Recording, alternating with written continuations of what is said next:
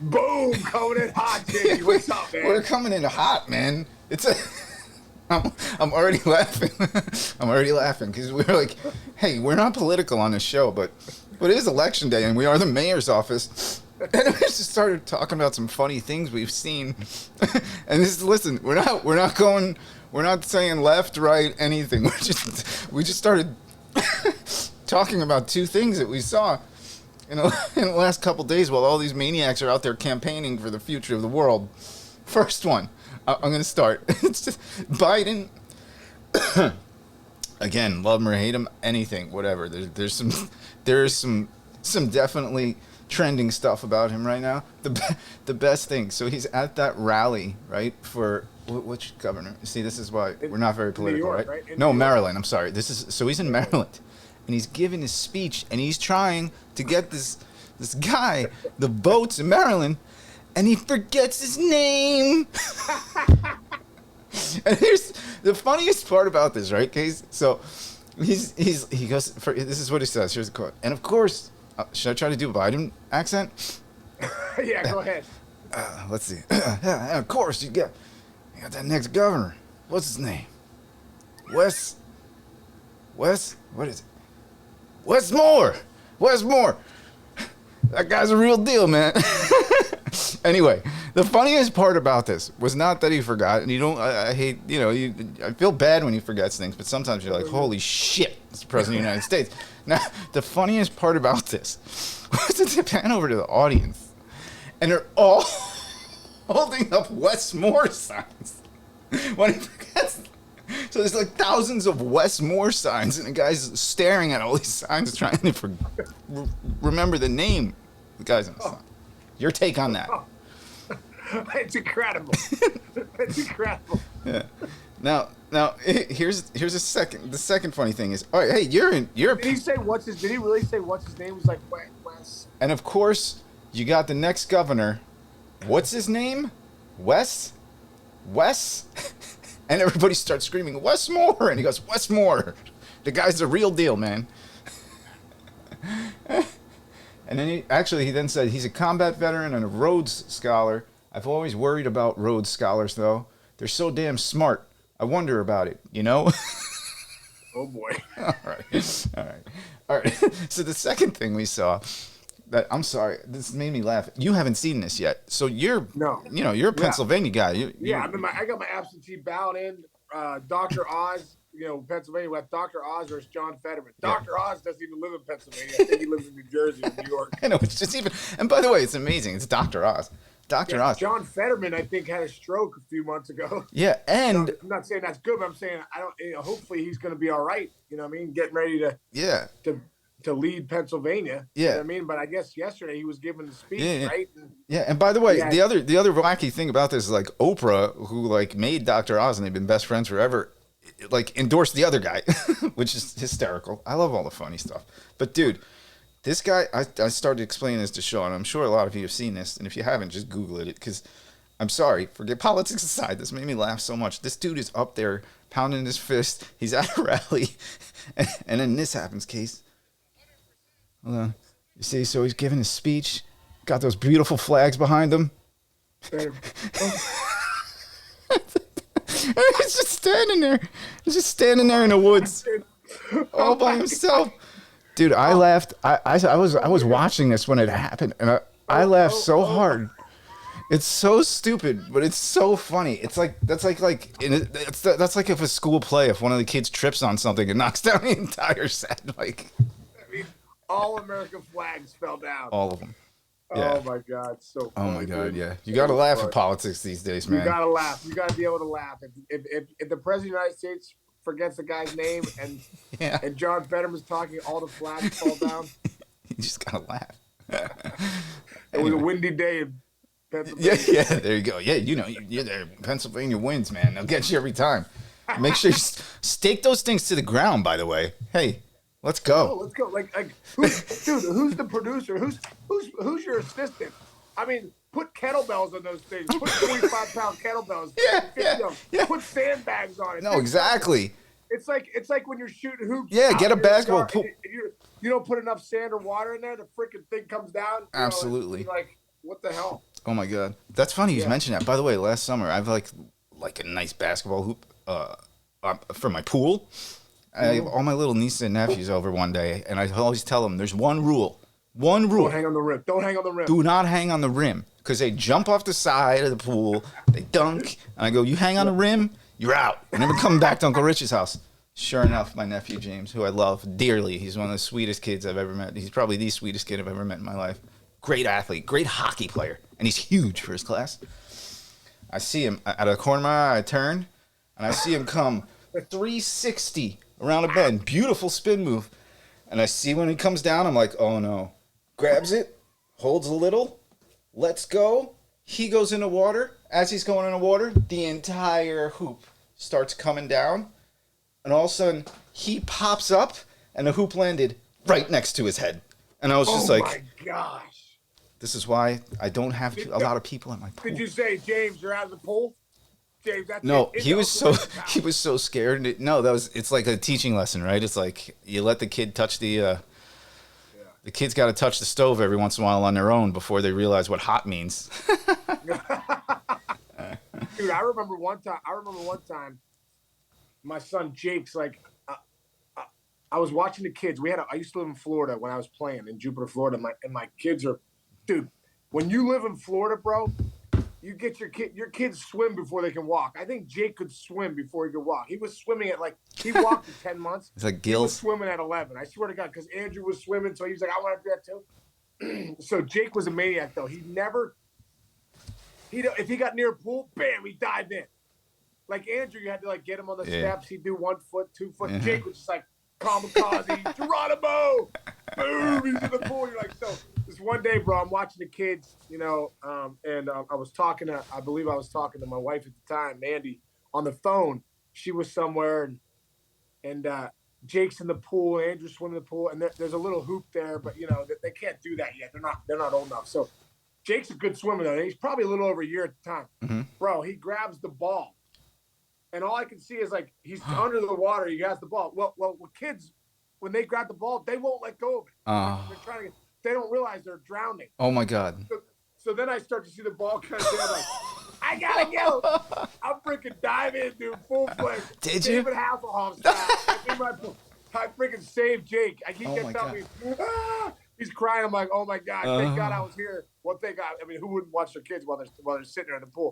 But I ruined. It was the first cell phone I ever ruined. Oh my God. It was the first cell phone. It was in my pocket. So now, what do you do? Do you yell at him, or do you just explain to him after? Because you're pissed off about your cell phone probably at the time. Oh yeah, no, I was full jeans, everything, dude. I was like, That's great. I was like, bro, I was like, no, I just was glad he was okay. I didn't say anything. I don't think he would have understood. He wasn't old enough. Oh my God. I Now, was just like, wait. Now, so now, which one dives in and which one puts? Jake Okay. dives in, and Andrew like kind of slowly gets. So here's the question: is that reflective of their personalities?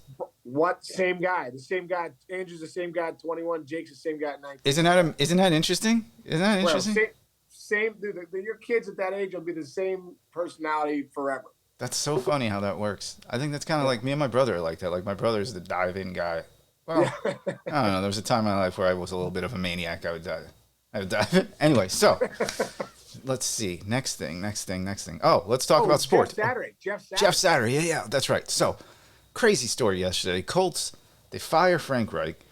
Understandable, although the management did some really screwy things. You sign Matt Ryan to a gazillion-dollar contract, then you bench him for a guy who's never thrown a pass in the NFL ever, who's done not much since he's been there. So they get rid of him.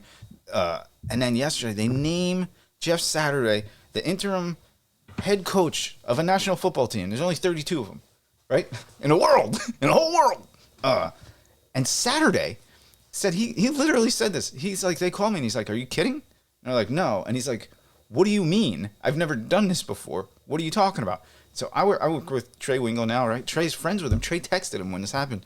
And he was just like, I guess I'll see in the next 8 games if I like doing this or if I'm any good at it. First of all, that's bananas.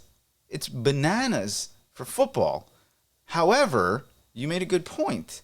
It's worked in baseball. Yeah. Well, dude, I was thinking the same thing. I remember Booney was like, he was at ESPN, some, craziness there. as far as people getting fired at the time. And, I think he was still going to stay there, but we were talking about, hey, what are your options? Maybe if things don't go right at ESPN, maybe you come to MLB Network and, I think we're at the World Series. We had breakfast one morning. Like, swear to God, I'm not kidding. Like a week later, I open up the paper and like, they have the 3 finalists for the Yankee job. And Booney's one of them. And I'm like, dude, Booney's never, managing the minors. I don't even know if he's managed, anywhere. And next thing you know, like a week later, they named him the head coach for the manager for the Yankees. It was incredible. And Booney's done an unbelievable job, and he's ready for it. He grew up in the business, and I do think there was a part of, he was Bob Boone's son, so he grew up in all those clubhouses in Philly and Kansas City, all that stuff. His brother Brett played in the big leagues. His grandfather Ray played in the big leagues, dude, incredible. So I do think if anyone could just jump into a team without having any experience, it's Aaron Boone, because he basically lived baseball. He's experienced baseball his whole life.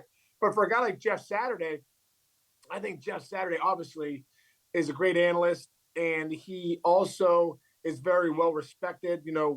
Obviously all those years of Peyton Manning, all the things that he did.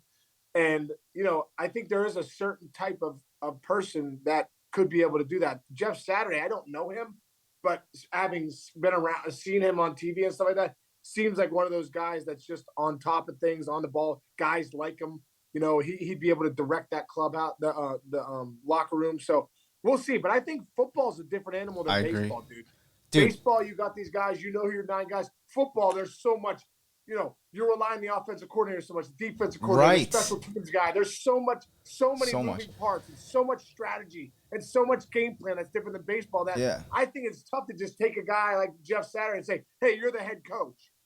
No, exactly. And also in baseball, logistically, it's not like you have to worry about the mechanics as or the clerical work I'll use in baseball, because you've been there, traveling secretaries and all. There are people who can take care of all the stuff that you don't want to deal with if you're a manager. Also, the second thing is a lot of times the GMs and the analytics teams already have in place technically what they want you to do, and you just kind of have to execute your plan, their plan. So it's all almost written out. A lot of it's all written out, and you just have to game manage in a lot of ways. Like you said, dude, especially working with so closely with some of these old coaches and managers. Oh, I got a great story of this. In the NFL, first, like you said, it's like being the general of a military. You got your offensive guys, you got your Navy SEALs over here, you got your Navy special ops, you got your Army Rangers and that all has to be coordinated all together. And it's usually by this brain trust. This dude has never. I mean, sure, he's played and he knows how practices work, but how's he going to turn to his defensive coordinator and be like, "No, dude, do it this way"? It's just. So we listen to this story. So Andy Reid. Apparently, somebody was saying "Oh yeah, maybe we can try to get Andy Reid on one of the segments or whatever." And yeah, well, listen, just so you know, you better try for Monday or Tuesday, because Wednesday through Saturday he sleeps in the office. Wednesday through Saturday. This is what I heard the other day, and I was like, "What?" Yeah, Wednesday through Saturday. It's I'll see you guys after the game on Sunday to your family, and just get after it. Just get after it. So that's the commitment of a lot of these NFL coaches. And their families are understanding of it. By the way, they're everybody has their ways of developing. You would go on a road for 2 weeks in baseball, understandably. Figure it out. But in season, these guys. Like I said, some of them are sleeping at the stadium for 4 or 5 days. And Jeff Saturday just got a phone call last night. It's hey, you want to be the head coach? And he's like, shit, I guess. But he's got a great attitude going into it. And as somebody mentioned last night, he's more popular in that town than Peyton Manning. He's in every commercial. He's in their Ring of Honor. I mean, he was one of the greatest players of his generation, for a while, championship pedigree. But so he has a lot of the Boone, very similarities to Boone. But again, that sport is very different, man. That's very different. Oh, dude, it's so different. Like I said, yeah, that's a great point, Chins. It's a different animal, man. These guys are sleeping there Wednesday through Saturday. Oh my God. Oh my God! By the way, hold on. This is breaking news. What we got? Wait, the numbers were drawn in the Powerball that was up to basically $2 billion, dude. Did anyone win? I don't know. Well, let's see. Here, I'll read them off right now if you're at home. Okay? Yeah. This is it. It is 10, 33, 41, 47. Are you writing these down? Yeah. 56. Yeah. And the Powerball number was also 10. Whoa. So wait, what do you mean the power? Like you have to hit all those numbers and then the 10. You have to hit all those numbers, and you have to have the 10 in Powerball. Yeah. Oh my God. The Powerball. Dude, that's the end of the world. Like, can you imagine? What would you do? Now, by the way, the taxes on that, you wind up clearing about seriously, like 500 million out of almost 2 billion. Really? You lose over 50%? Absolutely. And you have to start being a real good person and start donating to charities and stuff like that. Otherwise you're going to get extra taxes. You're a rich guy. You know that stuff better than me, but I'm serious, right? You got to do some charity work every now and again. Otherwise you're just going to get taxed on it all. Oh, dude, because when you want to give your money away, so you can give it away to charities or you can give it to the government. So you might as well start a fund. Start a fund that you can give it away to charities. Yeah, that's funny. Talking about taxes, I remember there's a somebody we know who retired a year early because they were going through a divorce and they didn't want to give half of that 1 year salary they were about to get to their ex-wife, so they just retired first and finished their divorce and started a new career. I'm not going to mention the name. I think you might know who it is, but it's pretty funny. And it was a pretty good off. It was like a $10 million player option. But his point was what? So I get 5. I got to give 2.5 million away to the person I hate the most. And he just didn't do it. You don't know that story? I won't say. I'm not gonna say who it is, but I think I do. Oh, we'll talk after. I did speak. That makes me think of Giselle and Tom Brady. Why don't they just split it? They're both super rich. I don't know. Who cares who gets what? Yeah, exactly right. She may have actually been worth a. No, she's worth more than he is. I think she made hundreds of millions a year being the hottest girl in the world, Super Bowl. Unbelievable. All right, we've really gone off the rails here. Let's go back and talk a little baseball because you did play professional baseball, and that's how this whole show started. Yes. What do we want to talk about? Yeah, we got Rookie of the Year. All the announcements for all the awards are pretty cool. I thought we would maybe touch on the Rookie of the Year, Chinchy. So in the American League, they got Stephen Kwan, Julio Rodriguez, and Adley Rutschman. And you look at those guys, you think about Jeremy Pena. You're like, how's Jeremy Pena not there? Right. His regular season was really good. It's just below Kwan's, though. As far as OPS plus and all that stuff, I think he has a 101 OPS plus, which means 100 OPS plus is an average player. So Pena's at 101, whatever, blah, blah, blah. He did win the Gold Glove. He's not an average player. He's the MVP of the World Series. But obviously, I think Julio Rodriguez is going to win that. Adley Rutschman, though, dude, had a great year. Yeah. The Orioles, the biggest reason the Orioles were in it, because when he came up as a catcher, I think he took that rotation, helped those guys, that pitching staff, and the way he swung the bat. I think you get bonus points for being a catcher too. That's like coming in and being the starting quarterback as a rookie. Yeah, you know what I'm saying? Oh no, dude, totally. It's it reminds you. The guy he reminded you of is kind of like the Buster Posey effect. When Posey came to the Giants, I think they wanted his rookie year, and then they won 4 other championships. So gotcha. What about incredible. The NL? And then in the NL you got Donovan from the Cardinals. You got Strider. Pitcher from the Braves, and that Michael Harris, man. But just what shows me here how good the Braves developed, dude. It's unbelievable. Yeah. It seems like every year they got these young people that are Strider is one of the best pitchers in the game. 131 innings pitched, over 200 punch-outs, dude. He was 13.8 Ks a game per 9, dominating. And then Michael Harris, man, look at the correlation of when the Braves started really getting going. It was right when Michael Harris came up. Solidified center field, hit 19 home runs, hit almost 300. Great player, stole some bases. And obviously Donovan out there with the Cardinals, he had a nice year too. But I really believe Strider's going to win that because, it was first in every category, every rookie pitcher. 202 strikeouts. I would give my vote to Michael Harris only because I picked him up when he got called up in my fantasy league, and he's the reason I won dynamic, dude. You know what? I love that guy too. He's not gonna win, but he's just more. It's funny you call it a throwback, but it's like a throwback to like 15 years ago, not that far. But he's like a dynamic player. When he gets on base, you're like, oh, is he gonna go? What's he gonna do? Like, Yeah. I want more guys like that. Yeah, he's like a legit five-tool player. Yeah. Anyway, all right. So we got all that going. Hey, we got to run, man. You know why? We got to get out and vote. Let's go, dude. I'm out of here. I got to go vote right now. No, I'm absentee ballot. Absentee ballot. By the way, it's windy out here. I better go. There better be some sandbags. When I go to my voting center, there better be sandbags out there to make sure that nobody's desecrating. Sandbag your pool. Yeah, oh yeah, I got to sandbag my pool. I'm gonna write up a contract now when the kids come over this summer where like I am not liable for anything that happens in my house. All right, brother. All right, brother. All right, Chichi. Love you, man. Love you, man. Thanks for everybody out there. We'll see you tomorrow. All right. Love you, buddy.